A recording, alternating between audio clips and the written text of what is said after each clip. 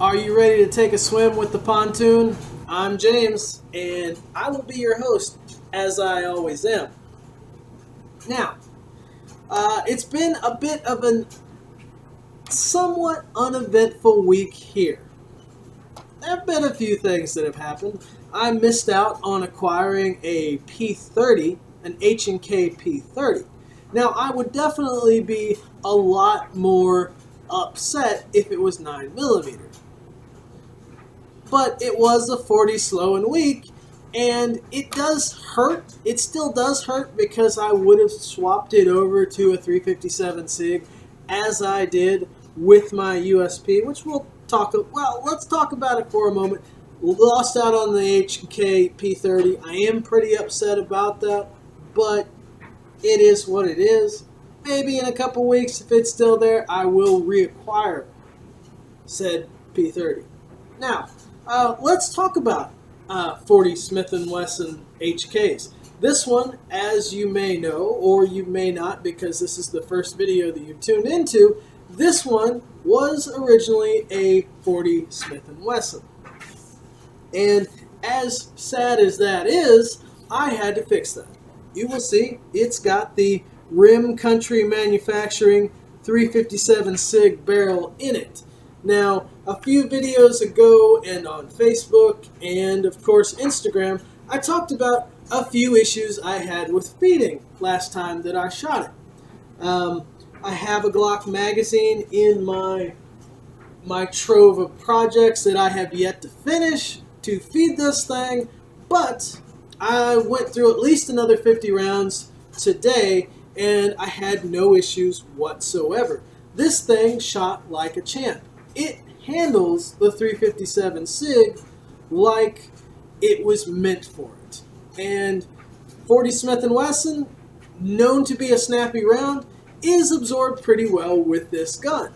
With the 357 SIG, while it is still a noticeable round, you know when you shoot this gun, but it does eat it up. It does allow you to get back on target. The extra heft, the extra weight of this gun lets you get back on target very well.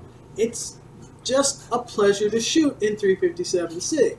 Now, like I said, I went through at least 50 rounds with this today. No failures.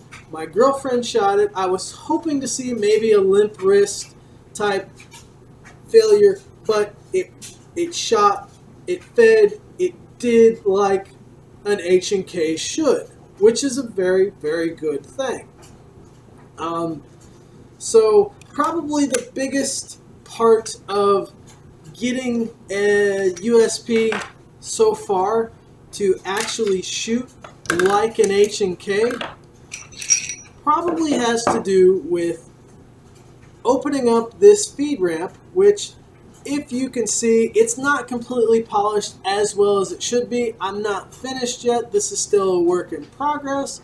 I will be eventually getting it fully polished, but it works as it is right now. So it's kind of an update. I know on a couple different HK owners groups on Facebook, I've been updating them with the progress on this gun because they want to convert some of their 40 Smith & Wessons to 357 SIG, and I cannot blame them. So I just want to say it's working really well. It makes this gun something that is better than it was from the factory. Not going to do a lot to this gun. I'm going to be honest. Aside from this barrel swap and acquiring some more magazines or fixing the Glock magazine up to work with it, not a lot I'm going to do. This is a very reliable, this is just a mean gun. I love the H&Ks. Really do. I love my Glocks. I love H&Ks. Which is one of the reasons why I'm still a bit sore about that P30. And talking about that P30 for just a moment, if we will, and 357 SIG conversions, 40 Smith & Wesson it has basically been supplanted in police forces with the 9mm again. So while not as prevalent as a few years ago, there are still trade-in guns. AIM Surplus, for example, and I think they may be out of them. They had USP compacts for $469. They were all 40 Smith & Wesson, but that's a stupid price. It's a relatively stupid price for a USP compact, which in that gun you could get a conversion setup, run the 357 SIG, and have less than you would in a brand new 9mm USP compact. Or AIM Surplus also has Glock 22s for like $309 for a Glock 22. Now, you spend, let's say, $250 on 2 conversion barrels, and you can shoot 9mm, you can shoot 357, and should you still want to do it, you could shoot the 40 slow and weak. It could be done. I really see myself picking up a few more law enforcement trade-ins and going the conversion route. So it's really an option. You can get some really nice guns that that still have quite a bit of life left in them in 40 Smith & Wesson, and you can convert most of the options. Most of those guns will have options to convert, and if you're going to convert, the 40 Smith & Wesson is a good platform to convert because you can go back to you can go back down to 9mm, or you can go up in power to the 357 SIG. So it's definitely a good option there. One of the reasons why the P30 is one of those ones that I want, especially to convert to 357 SIG. Okay. What else has transpired?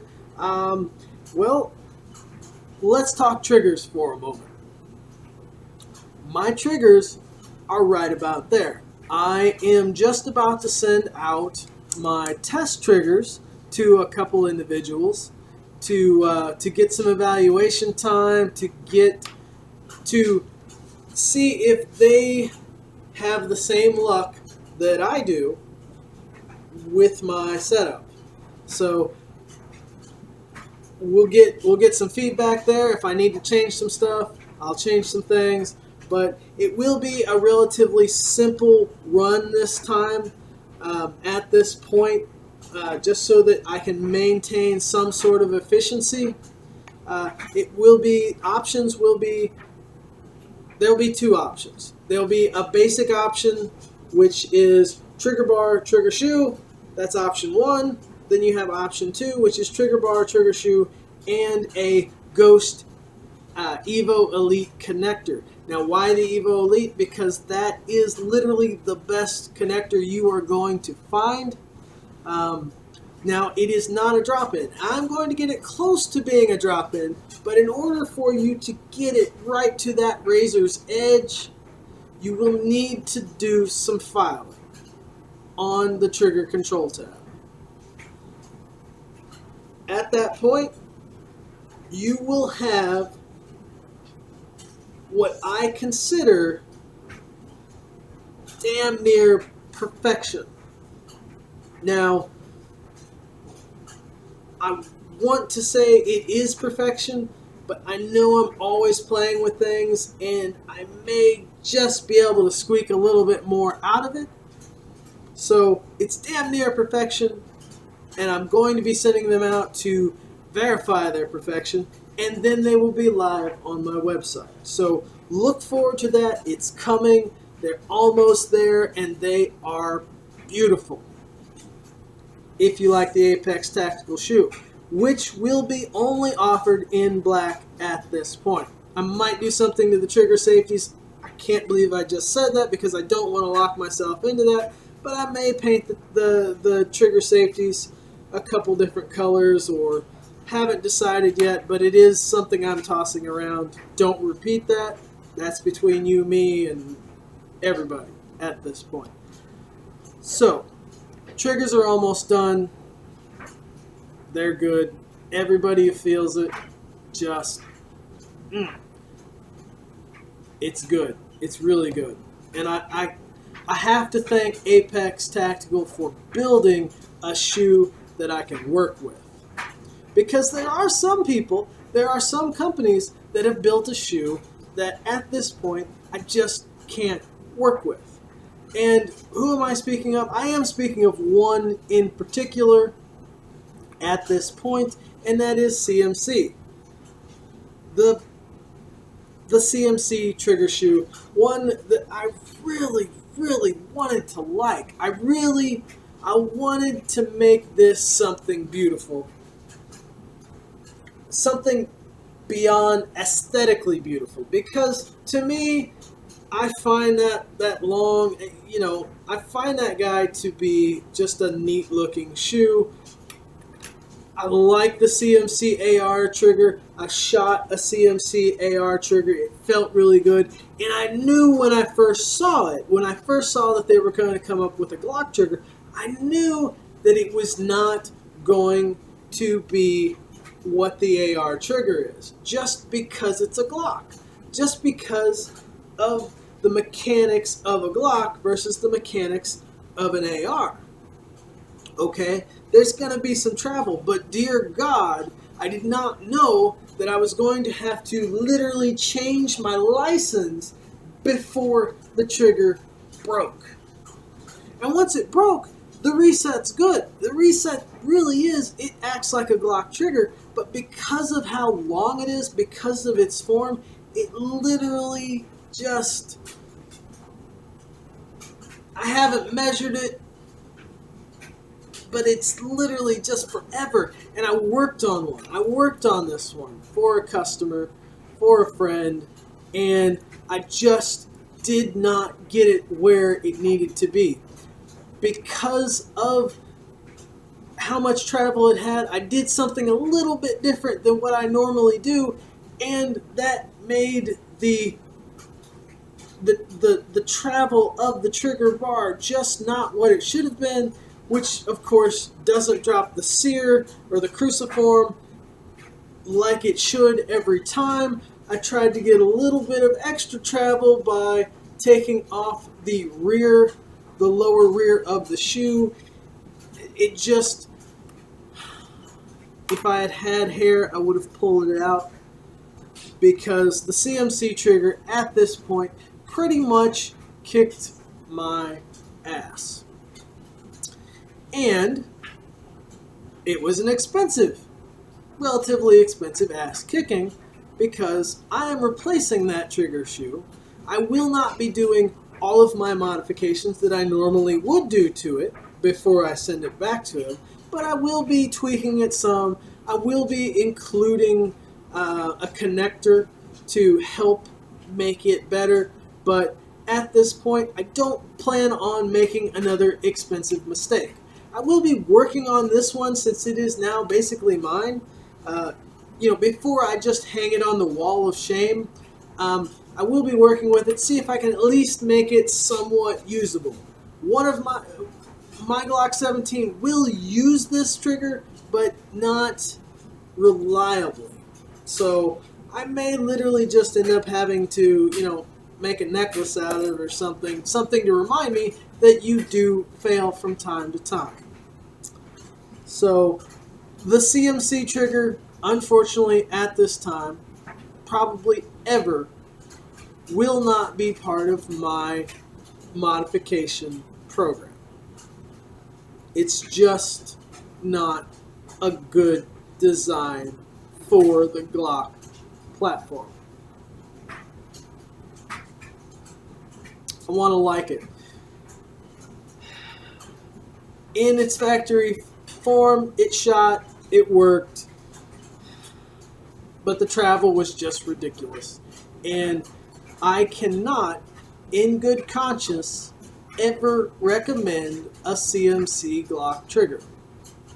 They're far too expensive. They offer no benefits aside from aesthetics over the Glock trigger, over a factory trigger.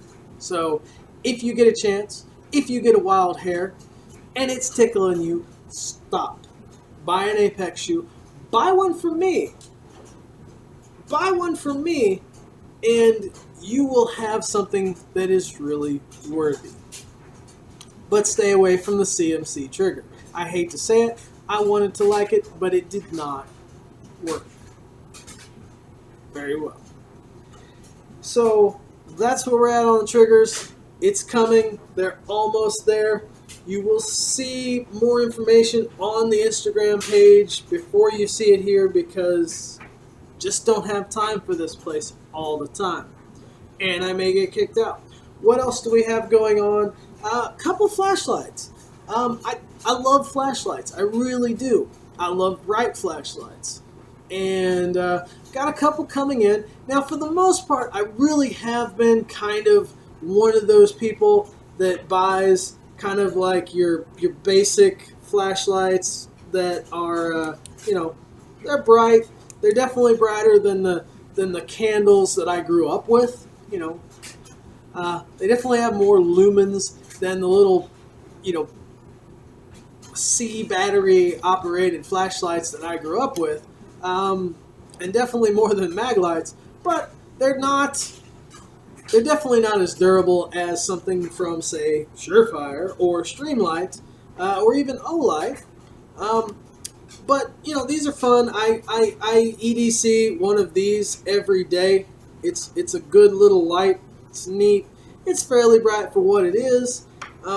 But I've decided to step up. Probably the most I've ever spent on a light would, of course, be on my TLR1HL from Streamlight, this weapon-mounted light, which is bright as crap at, I believe it's 600 lumens.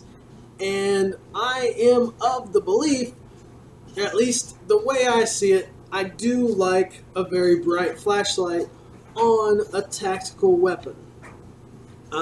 There are a couple different schools of thought about that, and I can definitely understand having something a little bit closer to 300 or 400 lumens being a benefit.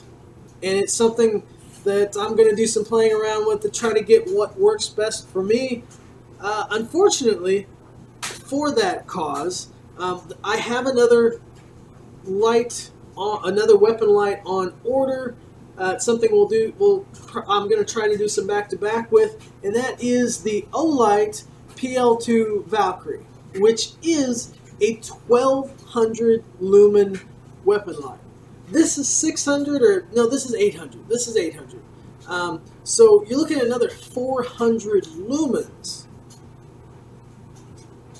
than this. And this is a bright light. This light just really is, it's a very badass light. So I'm really looking forward to the Olight. I've done some looking at different reviews on it. I am concerned about the activation switch or the strobe activation. Not so sure, but we're going to give it a try. So that may be something that we do next week. And we'll probably just mount them both on the Taurus that I have yet to really give you any details on.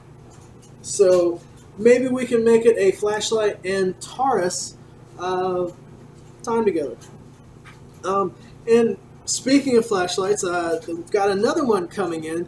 This is more of a EDC / tactical flashlight, and that is the Streamlight ProTac HLX, which is another 1000 lumens in flashlight form. So look forward to the battle of the flashlights.